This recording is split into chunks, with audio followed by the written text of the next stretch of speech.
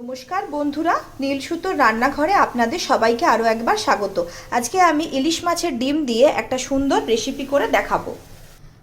প্রথমে ডিমগুলোকে ভেজে নেব। আমি আগে থেকেই ডিমগুলোতে নুন হলুদ মাখিয়ে রেখেছিলাম, তাই নুন হলুদ আর দিলাম না। মাছের ডিমগুলো ভাজা হয়ে গেছে, এবার তুলে রাখছি। এরপর কড়া আর একটু তেল দিয়ে পেঁয়াজ কুচো আর রসুন কুচোটা একসাথে দিয়ে হালকা ভেজে নেব। অল্প ভাজা ভাজা হয়ে গেছে, দিয়ে রাখবো কুচিয়ে রাখা টমেটোগুলো।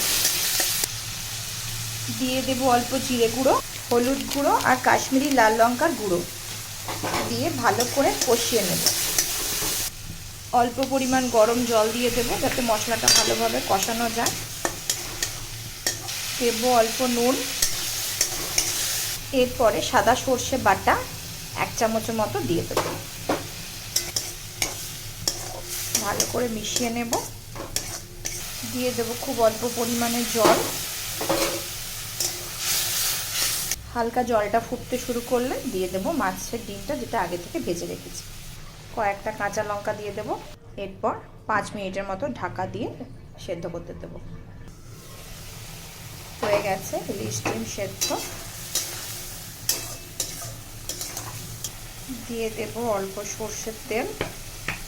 এরপর গরম করা পরিবেশন করব। এটি একদম অন্য ধরনের রান্না এবং খুবই সুস্বাদু হয়। রুটি পরোটার সাথে খুবই ভালো লাগে, ভাতের সাথেও খাওয়া যায়। আমার এই রান্নাটা কেমন লাগলো অতি অবশ্যই জানাবেন, আর ভালো লাগলে আমার চ্যানেলটি সাবস্ক্রাইব করে দেবেন।